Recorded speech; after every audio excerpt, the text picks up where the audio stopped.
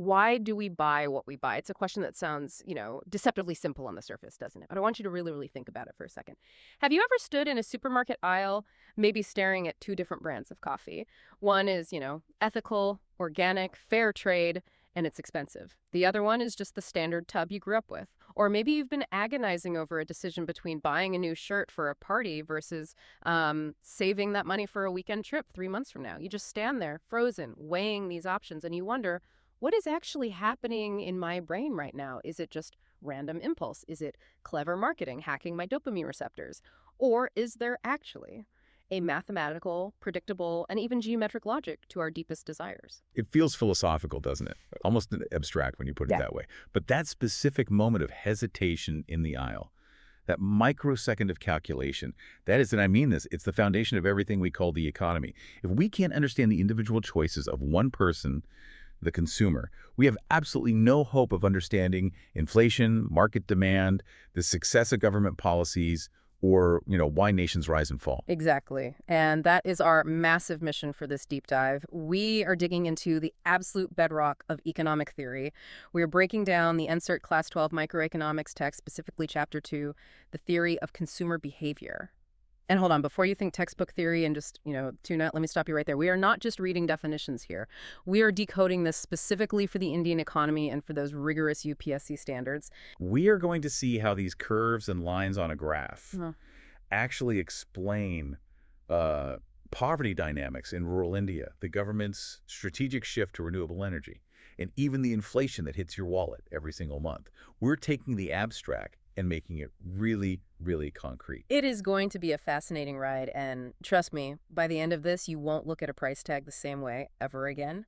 But first, a very special message for all of you listening. This deep dive is brought to you by the Simplified UPSC by PPP YouTube channel.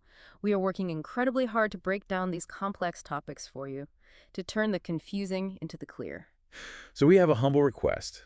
If you are finding value in this, if this is helping you connect the dots, please subscribe to the channel. And if you are capable, if your own budget constraint allows it, and we're definitely going to talk about budget constraints in a minute, please consider supporting the show on Patreon. It is what keeps this super useful content coming. Absolutely. A huge warm shout out to all our current supporters.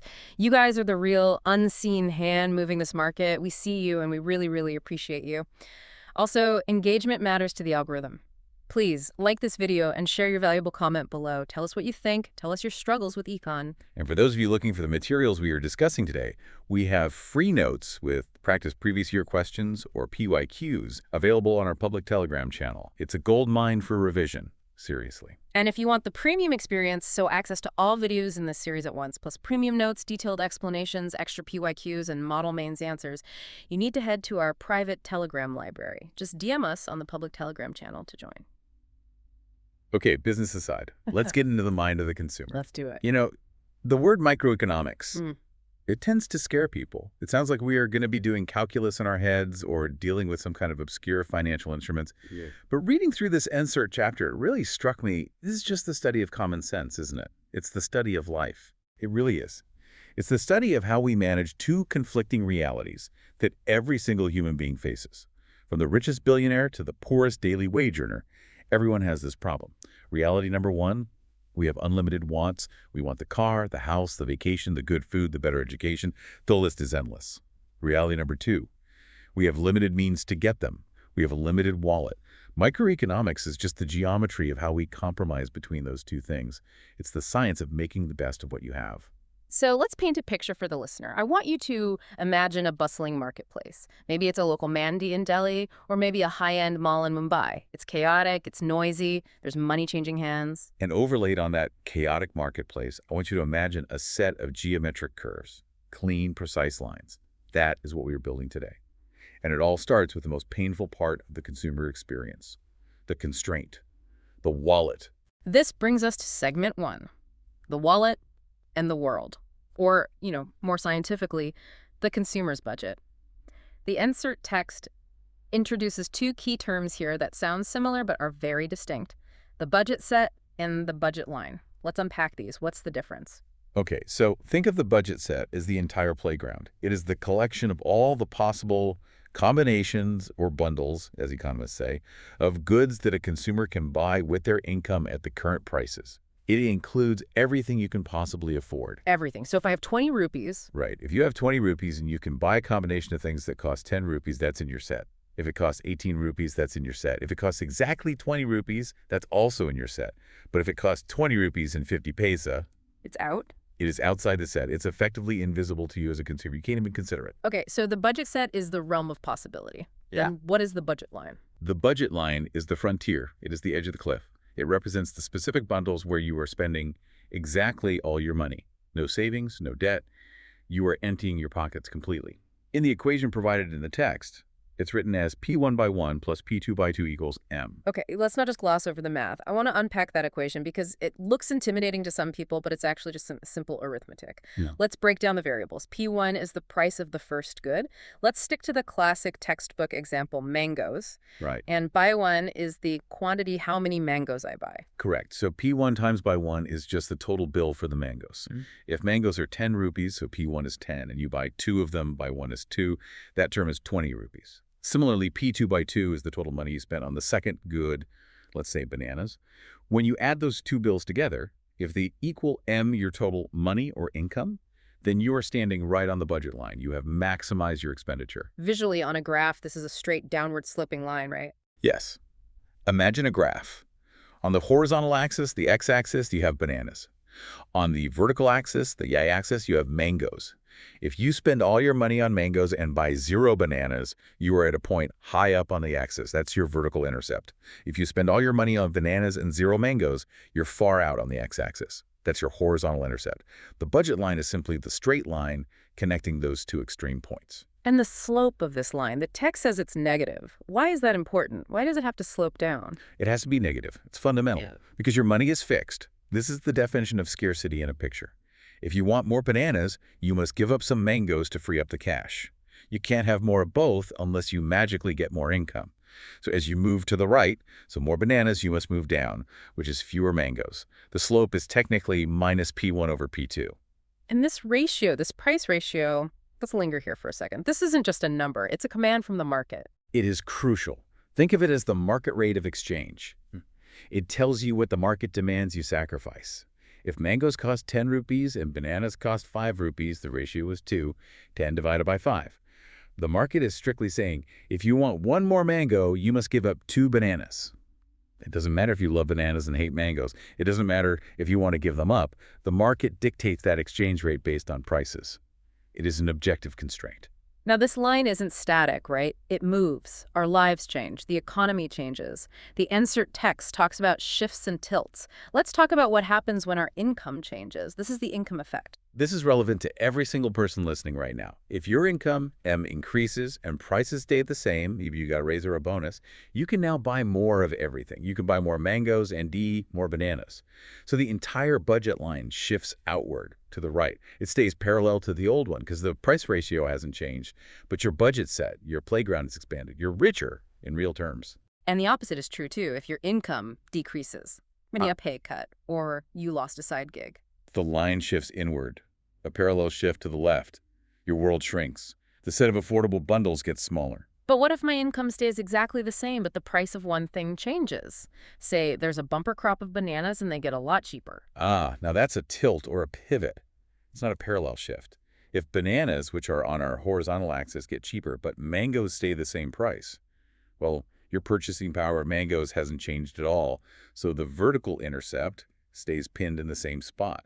But for bananas, you can buy way more, so the horizontal intercept moves out to the right. The line swings open like a door. The slope changes because that price ratio, P1 over P2, has changed. This seems a little abstract, but I want to connect this directly to a UPSC preliminary question from 2022. It was about rapid financing and inflation. Right. The question in the 2022 prelims was specifically about the IMF and credit facilities, asking about the rapid financing instrument. But let's look at the underlying economic reality it addresses. Why do countries need rapid financing? Often it's because of balance of payment crises or, more relevant to us, massive inflation shocks. Let's bring that right down to the household level. Inflation. When we talk about inflation in an economy, what are we really saying? We're saying P1 and P2 are rising. The prices of goods are going up. So even if my income, my M, is exactly the same, my salary hasn't changed, if P1 and P2 both go up, Right. what happens to my budget line? The budget line shifts inward. This is the technical geometric definition of a loss of purchasing power.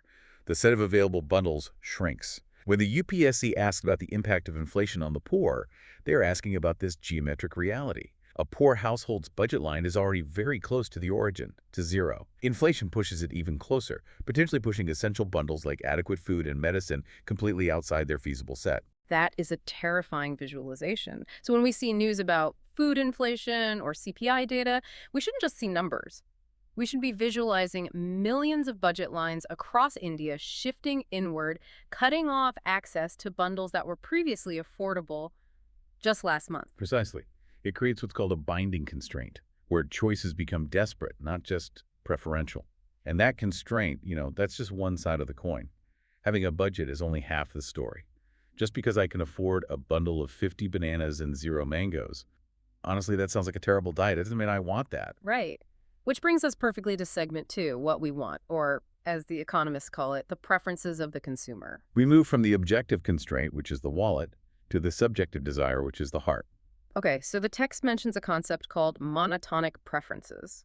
Oh, That sounds like a boring robot disease. I'm sorry you've been diagnosed with monotonicity. What does it actually mean in plain English? It's a fancy way of saying more is better. A rational consumer is assumed to have monotonic preferences. This means if I offer you 2 bundles of goods, and one bundle has more of at least one good and no less of the other, you will always choose that one. So if I offer you bundle A with 2 pizzas and 2 sodas and bundle B with 3 pizzas and 2 sodas, You take bundle B every time. It implies we are never fully satiated. We always want more. Now, in reality, you might get full, of course. But in this simplified economic model, we assume you can always store it or trade it or give it away. Generally, humans prefer abundance to scarcity. Okay, so more is better. How do we map these desires? We use something called the indifference curve. I love this name. It sounds like a curve that just doesn't care. I am indifferent to your struggles curve. Well, it's a curve that doesn't care which bundle you pick from it, because they all make you equally happy. An indifference curve, or an IC, connects all the different combinations of goods that give you the exact same level of satisfaction, or what economists call utility. So imagine I'm at point A on the curve with, say, 10 bananas and 2 mangoes. I'm pretty happy. And point B has 5 bananas and 4 mangoes. If they are on the same curve, I am equally happy with either bundle. Exactly. You are indifferent between them. If I held them both out to you, you would just shrug and say, flip a coin, they give me the same joy. Now, these curves have specific properties that often show up in exams as statement-based questions. So let's run through them. First, they slope downwards from left to right. They have to. Think about it logically. Right. If they sloped upwards, it would mean you're getting more of both goods moving right and up, but staying at the same happiness level. That violates monotonic preferences, the more is better rule. If you get more mangoes, you are happier. To keep happiness constant, to stay on the same indifference curve, if you get more of one thing, you must give up some of the other to balance it out. Hence, the negative slope. It represents a trade-off. Okay, that makes sense. Second property, they are convex to the origin. They bow inwards towards the 0 point. Why? This seems very specific. This is really interesting because it reflects a deep psychological truth about humans. We prefer variety. We generally prefer averages over extremes. We don't want a bundle with 100 kilos of rice and $0. That's boring and hard to eat. We prefer a mix of the two. This convexity is driven by a concept called the diminishing marginal rate of substitution. All right, let's unpack that one. Marginal rate of substitution, or MRS. That's a heavyweight term. The MRS is the rate at which you are willing to trade one good for the other. Note the word willing.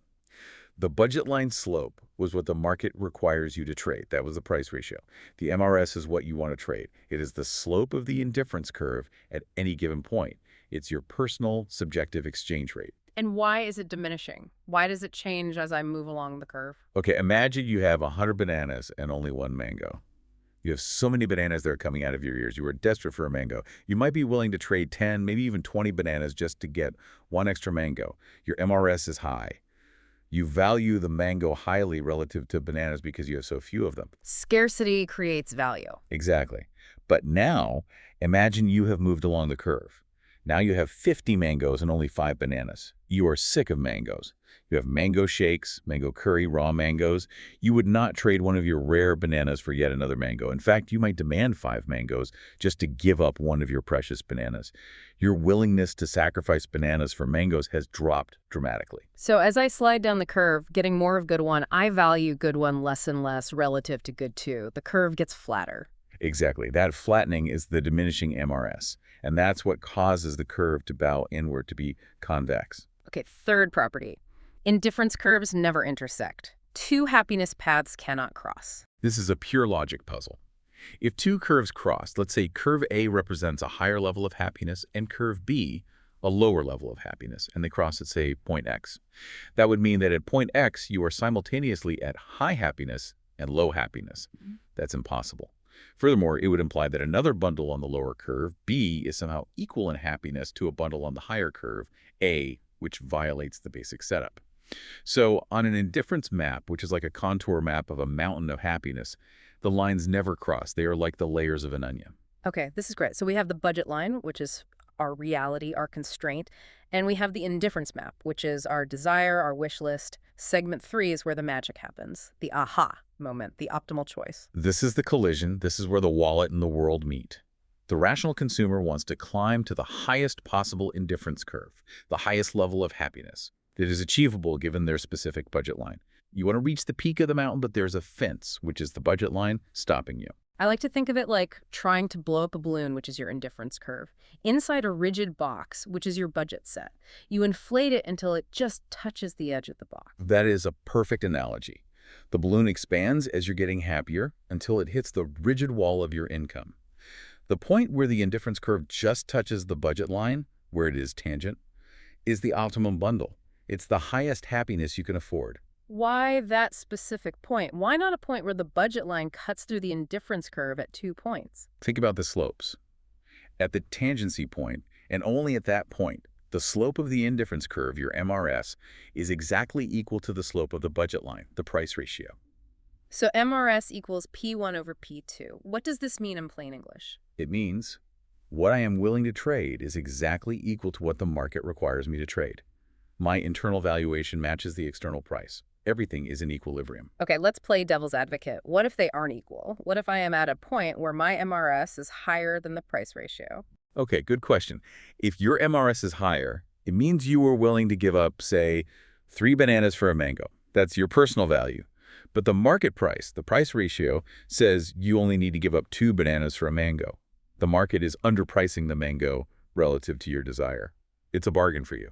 So I should buy it. I should get more mangoes. Exactly. You will substitute away from bananas and towards mangoes. Lois, And as you buy more mangoes, what happens? my MRS falls, diminishing marginal utility. Right. You slide down the curve, your valuation drops from being willing to trade 3 to 2.5 to 2 until it exactly matches the market rate. Then you stop.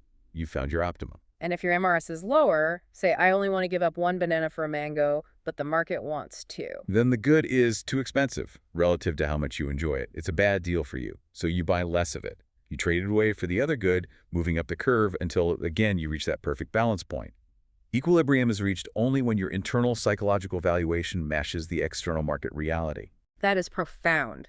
We are constantly running this algorithm in our heads, adjusting what's in our shopping cart until our internal willingness matches the price tag on the shelf. We walk away from the shelf when the price exceeds our MRS. We are all unconscious mathematicians. We are all solving optimization problems every single time we buy milk. Okay, so we have found the optimum point. But the world changes. Prices change. This leads us to segment 4, the law of demand. How do we get from these tangency points to the famous demand curve that everyone knows from Class 11? Right. So imagine the price of mangoes drops. We already know what happens to the budget line. It pivots out. You can afford more stuff.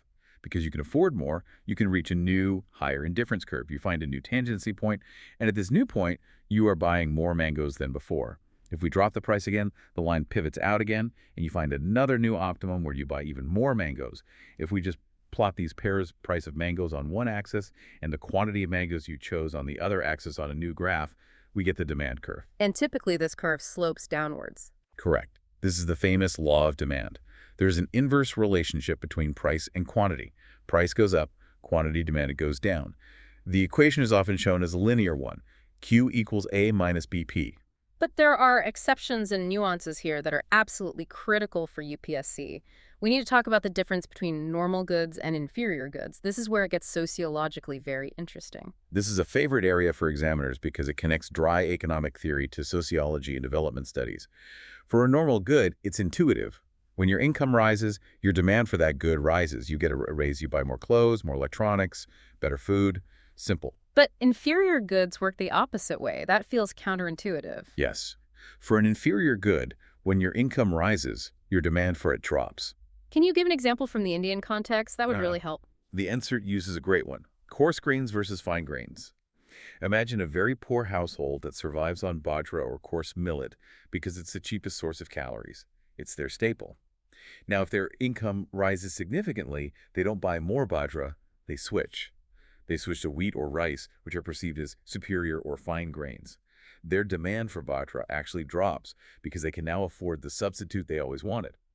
This connects directly to the UPSC mains. I'm looking at the 2020 General Studies Paper 1. There's a question in there that discusses class inequalities and poverty. Absolutely. Yeah. To understand poverty dynamics in India, you have to understand the concept of inferior goods. When we see consumption patterns changing in rural India, people moving away from traditional coarse grains, it is often a powerful income effect at play. As rural incomes rise, even slightly, diet preferences shift.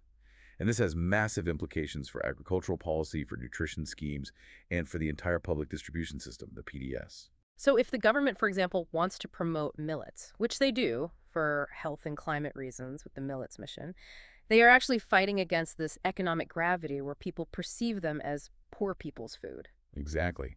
The government is essentially trying to rebrand millets from an inferior good to a luxury health good to change that preference map. They're trying to shift the indifference curves of the middle class to value millets more to counteract that negative income effect. That is a brilliant connection. It shows that policy isn't just about supply chains, it's about psychology. Now, let's look at another relationship between goods, substitutes, and complements. Right. So substitutes are goods that can replace each other. The classic example is tea and coffee. If the price of tea goes up, people switch to coffee. The demand curve for coffee shifts to the right. The cross-price effect is positive. And complements are goods that go together, tea and sugar. If the price of sugar skyrockets, people might drink less tea because the whole tea experience has become too expensive. The demand for tea could fall. Or to bring it to a modern policy issue, let's look at the 2025 General Studies Paper 1, which has a topic on solar energy. Oh, that's a good find. Solar energy generation. How does microeconomics fit in here? Well, think about it. Solar panels and battery storage systems are complements. You need both for a reliable 2047 off-grid system. If the price of batteries drops, maybe due to technology improvements or government PLI schemes, the demand for solar panels will likely increase. They move together. Conversely, coal power and solar power are substitutes. If the government taxes coal heavily, making it more expensive, the demand curve for solar will shift to the right. People will substitute towards the cheaper green option. So when you're writing a mains answer about promoting renewable energy, you are essentially arguing for policies that manipulate these cross-price effects. 100%. You are suggesting changing P1, which is the price of solar, and P2, the price of coal, to shift the budget lines and demand curves of the entire nation towards green energy. You are playing with the optimal choice of the economy. This leads us perfectly into measuring how much those curves shift. It's one thing to say demand goes down. It's another to say it completely crashes. Segment 5, Elasticity of Demand. This is the sensitivity setting. We know that if price goes up, demand goes down. But by how much? A little. Or a lot. Elasticity measures the magnitude of that response. It quantifies the reaction. The formula is simple, but it's really powerful. Percentage change in quantity divided by percentage change in price. Right. And we categorize goods based on this number. If the elasticity is greater than 1, we say demand is elastic. This means a small 10% discount might cause a huge 50% jump in sales. This is typical for luxury goods or things with many, many substitutes. Right. If I want to buy a specific brand of luxury watch and it gets too expensive, I'll just buy a different brand or I won't buy it at all. My demand is flighty, it's elastic. Exactly. Then you have inelastic demand, where elasticity is less than 1. Here, price changes don't affect consumption much. Think of salt or life-saving medicines. If the price of salt doubles, you don't stop salting your food, you just pay it. You are a captive consumer. And unitary elastic is when the change is exactly offset, right? Price goes up 10%, consumption drops by exactly 10%, so your total expenditure on the goods stays the same. Correct. The rectangle of spending stays constant. Now, here is a crucial distinction for prelims. The difference between a movement along the curve and a shift of the curve. This trips up so many aspirants. I see a link here to the 2013 prelims paper, question 85. It asks, supply of money remaining the same when there is an increase in demand for money, there will be. This is a macroeconomics question, but it relies entirely on this micrologic. The question speaks of an increase in demand. In economics, when we say increase in demand without mentioning a price change, we almost always mean a shift of the entire curve to the right. We mean people want more money at every price point, which in this case is the interest rate. So let's clarify that rule. It's the golden rule of curves. Rule 1. If the price of the good itself changes, you move along the existing curve. This is a change in quantity demanded. Rule 2. If something else changes, your income, your tastes, or the price of a related good like a substitute or a complement, the entire curve shifts. This is a change in demand itself. So in that 2013 question, an increase in demand for money implies the demand curve for money shifted to the right. With a fixed supply, which is a vertical line, the intersection point, the price of money, which is the interest rate, must go up. Bingo. The answer is B, an increase in the rate of interest. You just solved a hard macro question using Chapter 2 micro principles. That is the power of getting your basics right. We are on a roll. Let's move to segment 6, market demand. Because the government doesn't care about just my personal demand for mangoes. I'm not that important, unfortunately. No, sadly not. Policy is all about the aggregate. Market demand is simply the sum of all individual demands. Horizontal summation? It sounds fancy. It's really simple. At a price P, let's say 50 rupees, consumer A buys 5 kilograms. Consumer B buys 10 kilograms, and consumer C buys 2 kilograms. The market demand at 50 rupees is just 5 plus 10 plus 2, which equals 17 kilograms. We just add them up horizontally across the graph for every single price point. And why does this matter for UPSC? Look at the 2016 mains paper, GS2. It discusses government schemes, subsidies, and welfare. When the government plans a subsidy, say, for food security under the National Food Security Act, they are trying to predict the market demand. They need to know, if we drop the price of rice to 3 rupees per kilogram, which is shifting the budget line out for millions of people, what will the total aggregate consumption be? Will we have enough stock in the FCI go-downs to meet that demand? They're essentially calculating the horizontal sum of 1.4 billion individual demand curves. Wow. That puts a massive scale on these simple lines. It transforms a classroom graph into a national logistics challenge. It does.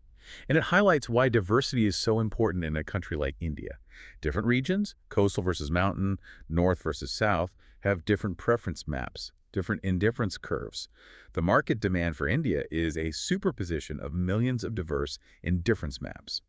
A policy that works in Punjab might not work in Kerala because the underlying preference structures, like for rice versus wheat, are fundamentally different. We have covered a lot of ground today. I mean, we started with the wallet, the budget line. Then we moved to the heart, our preferences and indifference curves.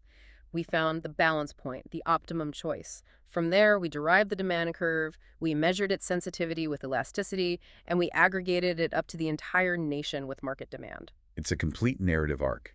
From the individual neuron firing, I want that, to the national policy on food security. It all connects. So let's bring it all home.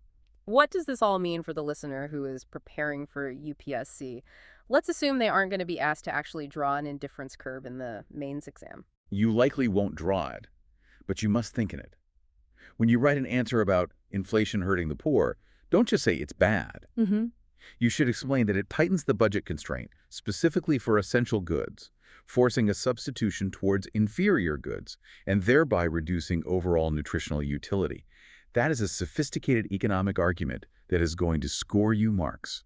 Or when discussing the green energy transition, use the language of substitutes and complements. Talk about how policy needs to alter the price ratio to make the new optimum bundle one that includes solar panels instead of coal power. Exactly. Economics is not just about money. It's the science of choice under scarcity.